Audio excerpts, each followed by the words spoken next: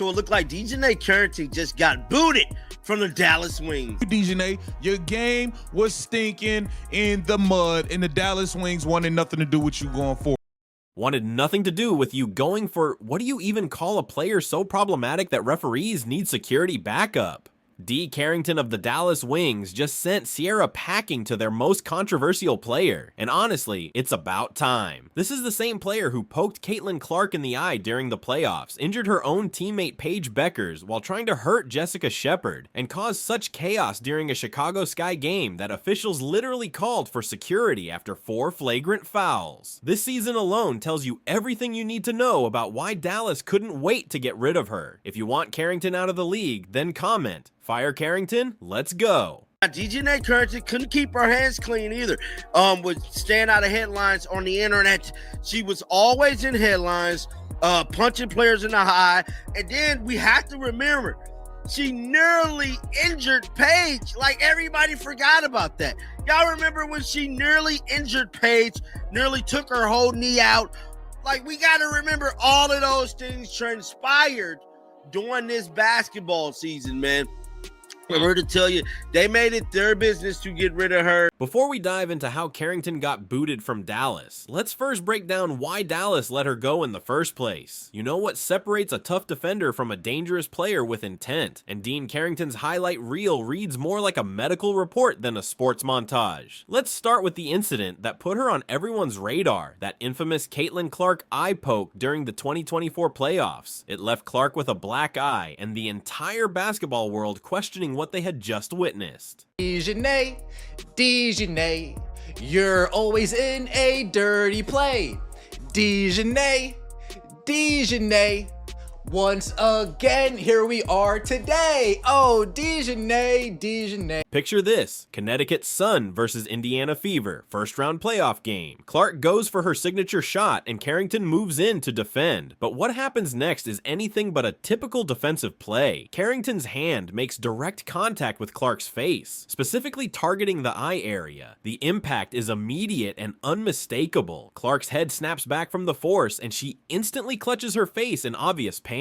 The rookie sensation who had carried the Fever through an incredible season is left with a visible black eye, and that became the story of the playoffs. As everyone else has seen this angle, I'm calling her in and I'm saying to her, I need answers. But here's what most people don't know about that play. The aftermath revealed just how calculated Carrington's aggressive style really is. While Clark dealt with the physical damage, Carrington showed zero remorse, zero concern for what she had done. No apology, no hint that she might have crossed a line. Instead, she doubled down on her aggressive approach, almost as if she was proud of what happened. And kind of swatted at Caitlin. Did you intend to hit her in the eye? And if so, could you just, or if not, either way, could you talk about what happened on that play? I don't even know why I would intend to hit anybody in the eye. That doesn't even make sense to me. But no, I didn't. I didn't know I hit her, actually. I was trying to make a play on the ball, and I guess I followed through and I hit her. So obviously it's never intentional. That's not even like the type of player that I am. Fast forward to June 4th against the Seattle Storm, and the exact same pattern plays out. Skylar Diggins drives to the basket on a fast break, looking to score in transition. Carrington steps in to defend, but instead of making a clean play on the ball, she makes direct contact with Diggins' head while supposedly attempting to block the shot. The officials waste no time, immediately calling it a flagrant 1 foul. Why? Because it was obvious. This wasn't basketball. This was targeting another star player's head. Let's watch it, and this will give us a couple of different angles. Directions of games.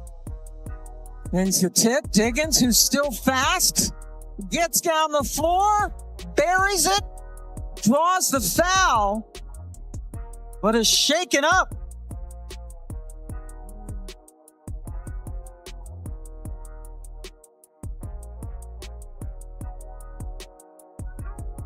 Fans and analysts immediately recognized the pattern. These weren't isolated incidents anymore. You could see the same targeting behavior, the same reckless contact with star players' faces and heads. One fan captured the sentiment perfectly, saying, "That is not physicality. That's a trash play from a dirty player who doesn't belong on the court." The public outrage grew louder with each incident, and rightfully so. And there's Skylar. on the floor. At first glance, this might not look too bad. But when we get some different angles of it, you just see how this is clearly, definitely, 100% not a basketball play. Let's take a look. We got DiJonai. Signals for the officials that this will likely get upgraded. DiJonai, did you forget what sport you're playing? You know this is basketball, right? You know this is basketball, right? Yet with Carrington, each incident only escalated in severity and in public backlash. The Clark incident became the blueprint for understanding every foul that followed. Aggressive, reckless, always targeting star players. Whether it was going after established veterans like Diggins or rising stars like Clark, Carrington's approach stayed the same. Target the face, target the head, and create chaos whenever possible. These incidents started piling up faster than Dallas could defend them, setting the stage for even more problematic behavior. DiJonai Carrington is clearly a dirty player. There's no ifs, ands, or buts about it. And if the chin, what do you have going on in that mind of yours? Are you okay? DiJonai, are you okay? DiJonai, are you okay? Are you okay? DiJonai, are you okay? DiJonai, are you okay? Are you okay? Yes, DiJonai. Get it together, collect your thoughts, collect your emotions, because the last thing we need to see you is... Most players at least worry about hurting opponents with dirty plays. Carrington? She managed to take out her own teammate while trying to hurt someone else. The May 21st game against Minnesota perfectly captured everything wrong with Carrington's approach to basketball. You're watching a player so fixated on causing damage that she ends up creating collateral casualties in her own locker room. Ball's being pushed down court. Whoa. Yeah, I mean, this will be a better angle of it. I think we'll be able to see how hard the foul is right here. That's a hard foul, and she does get her in the face when she's coming down. She goes for another eye poke, this time targeting Jessica Shepard, but somehow manages to injure her own teammate, Paige Bueckers, in the process. Picture the scene. Shepard goes up for a shot and Carrington comes flying in with her usual reckless abandon. Instead of making a clean defensive play, she makes direct contact with Shepard's face while attempting to block the shot. The officials immediately call it a flagrant foul because the contact is so clearly intentional and dangerous. She basically reached around Shepard's body, but the fact that she went for the basketball and for the block really... The basketball play. Yeah, it is. And she ends up getting Shepard in the face, the nose. I don't know which takes precedent. Oh, see, it's the hit the ball and then it's the pull back. They're showing it on the Jumbotron at a different angle that sort of looked like, watch after Carrington goes for the block, watch her pull back right here, and that's the part that I don't know if you separate. But the chaos didn't stop there. During the same reckless play, Carrington's out-of-control movements put Paige Bueckers at serious risk. Her own teammate got caught in the aftermath of Carrington's dirty play attempt. Think about the mechanics here. How can one player cause this much chaos in a single moment? You have to be completely out of control and focused solely on causing harm to create this level of destruction. Even her own teammates began questioning whether playing alongside Carrington was worth the constant risk. When you're worried about getting hurt by your own player during practice and games, that's a serious problem. Bueckers and other Wings players started showing visible frustration with Carrington's style, knowing they could become casualties of her reckless approach at any moment. Like, I'm sorry, you don't get to plow through somebody's back, almost injure a teammate, and then say, yeah, and then like claim that you've done nothing. You've done nothing. Like, and people are like, stand on business. She's like trying to laugh at it. I'm like, no, you're just Pat Bev. You're not Draymond. You're Pat Bev. Like, realistically, you're Pat Bev. That's it. And like, look, I mean this when I say this. It was a dangerous play only for Paige. And it wasn't just Paige who was affected. The Lynx players and coaching staff witnessed this level of recklessness firsthand, and they couldn't believe what they were seeing. You could see the disgust on their faces as Carrington targeted their player's face while simultaneously endangering her own teammate. Minnesota's coaching staff quickly realized they were dealing with someone whose style went far beyond aggressive basketball. This incident proved that Carrington's game wasn't just dangerous to opponents, it was dangerous to everyone everyone on the court. Dallas Wings management began to see the truth. They didn't have an asset. They had a liability. When your own player becomes a threat to team chemistry and player safety, you're not building a winning culture. You're creating an environment where no one feels safe. Was it a flagrant 1? Yes. Could it have been called a flagrant 2? Yes. Was it more dangerous to Paige Bueckers than anyone else? Because Paige Bueckers was the one who was the person who had to break Jessica Shepard's fall. Could she have blown out her teammate's knee? Yeah. Yeah. Like, that is what, like, realistically, that is what the conversation should be about.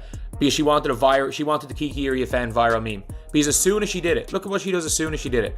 As soon as she did, she walks towards Jessica Shepard and just tries to do the Kiki Iriafen. The moment you start hurting your own teammates while trying to hurt others, you've crossed a line no team can ignore. This wasn't about being physical or playing tough defense anymore. This was about a player whose approach to basketball had become so toxic, it infected everything around her. Officials began treating Carrington differently after incidents like this, knowing they were dealing with someone who simply couldn't control her actions on the court. When was the last time you saw a referee call security on a player during a game? Welcome to the DiJonai Carrington experience. The Chicago Sky game became the peak of her on-court chaos, the moment officials decided they needed protection from a player. NBA player who tried to rip Caitlin Clark's eye out.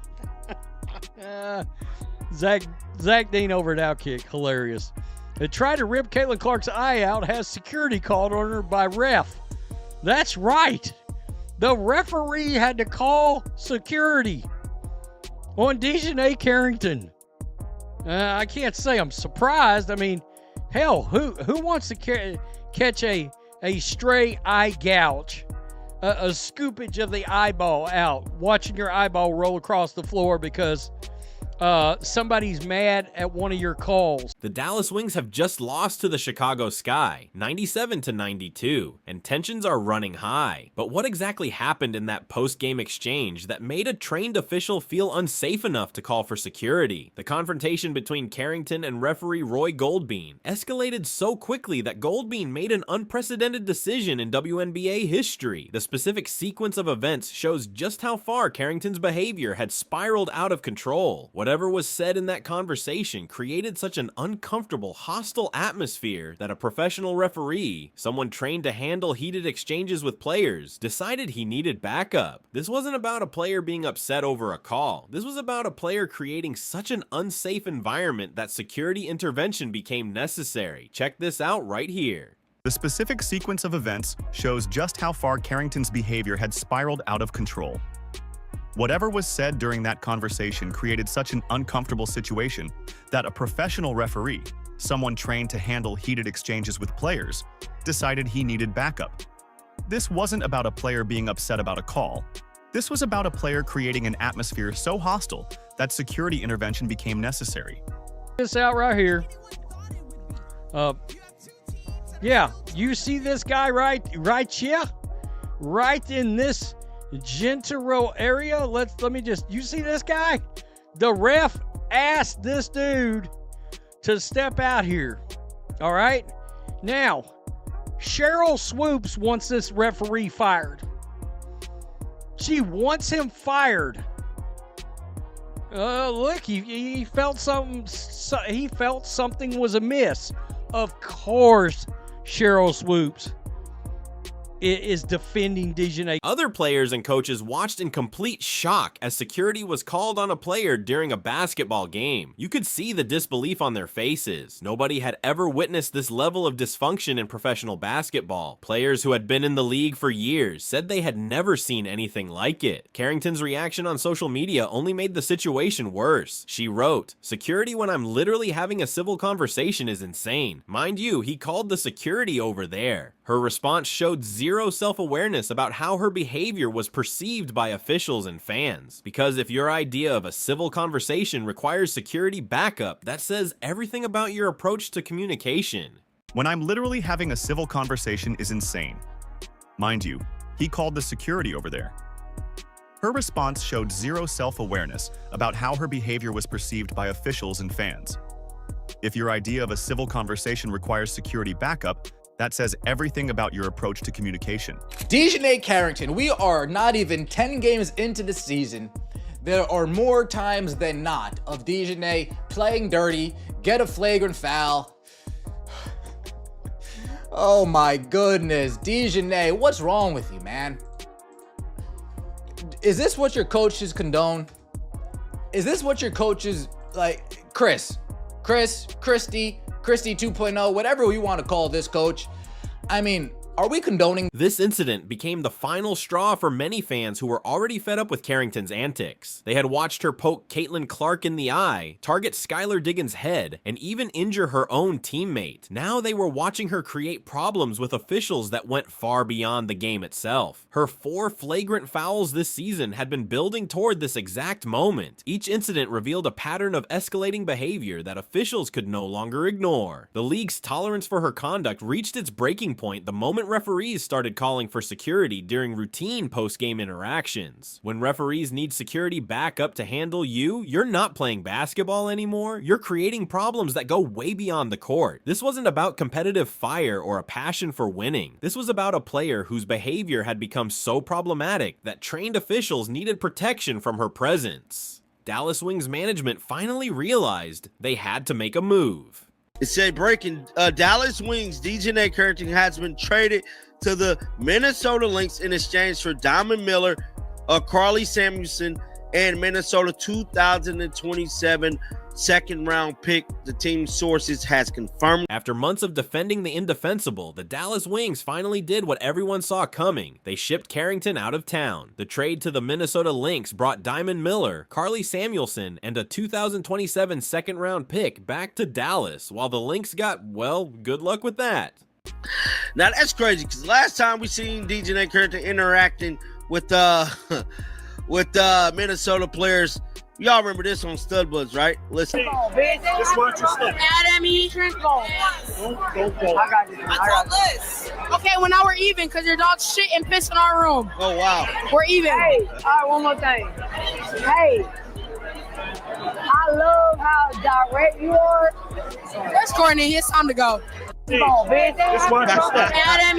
No, we all remember that, man. That was quite fun. Remember that? That was quite funny, but here's what makes this trade truly fascinating. Minnesota is a championship contending team that just willingly imported chaos into their locker room. The Lynx are sitting pretty with a 24-5 record, positioning themselves as a major threat to the reigning champion New York Liberty. And now they've added a player whose specialty is creating problems that go far beyond basketball. Hey, DiJonai, they not really rocking with you. They're trying to get rid of you. They're giving no reassurance that they want you around at all. You can't get in the game in the fourth quarters. You're buried in the bench. You've been awful this season. It looks like you've forgotten how to play basketball completely. And what do you know? Good morning. DiJonai Carrington has been traded. DiJonai Carrington has been traded to the Minnesota Lynx. Boy, let's talk about what Dallas actually got in return. Diamond Miller was the 2nd overall pick in the 2023 WNBA draft and earned a spot on the WNBA All-Rookie team. During her rookie season, Miller averaged 12.1 points, 3.5 rebounds, and 2.5 assists per game. Her three-point shooting has been impressive in 2025, hitting 53.8% of her attempts. That's real talent, someone Dallas can build around without worrying about eye pokes or security incidents. Carly Samuelson brings veteran experience with career averages of 5.3 points and 2.0 rebounds per game, shooting 41.1% from the field and 39.2% from beyond the arc. Yes, she's dealing with a left foot injury that required surgery, but at least she's not a behavioral problem who needs referee protection. And she's not gonna be going for your tomfoolery, your BS. When you get over there, trim the nails down, play basketball, and stop all that nonsense that you be doing. Stop all the flagrant fouling. Look, Cheryl Reese ain't gonna be going for all that. She ain't gonna be going for your bull crap. You will be buried in the bench over there too. Cheryl Reese will bury your ass in the bench over there too. Bring your game, not your name.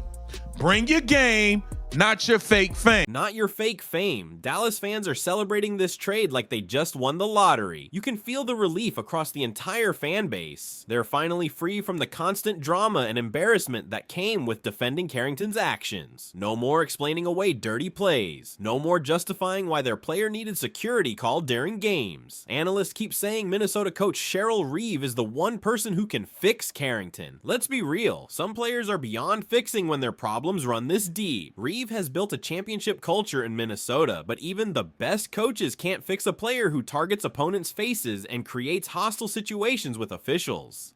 Listen, DiJonai, I told you last time. I'm going to tell you again. You better bring your game to Minnesota or next season you might not even be here. You might not even be here next year. You might be playing on a minimum next year to be in this league. Straight up. You got to understand, you was the same person going on podcasts talking about if we don't get what we want, we sitting and all that. You're not even good enough to be out here talking like that. The ultimate irony, a championship contending team just traded for a player who specializes in getting ejected from big games. Minnesota's timing is questionable too. This trade happened right after Lynx star forward Nafiza Collier left a game with an ankle injury. They needed reliable depth, not additional chaos. Meanwhile, the Dallas Wings proved that sometimes the best move you can make is admitting your mistake and moving on. They've cleared their roster of drama and added legitimate talent that can help them build something sustainable. Minnesota, on the other hand, just imported a problem that could derail their championship aspirations faster than they can say security. DiJonai Carrington's trade represents more than just one problematic player changing teams. It's a statement for the WNBA. Talent doesn't excuse dangerous behavior. The league has faced increasing criticism for tolerating aggressive play that crosses safety lines. Dallas Wings made the right call by shipping out their biggest liability. Now fans can focus on incredible basketball instead of worrying which star player might get injured next. If you want Carrington out of the league, comment, "Fire Carrington," like, subscribe, and turn on all notifications so you never miss out. Click the video on the screen and we'll see you in the next one.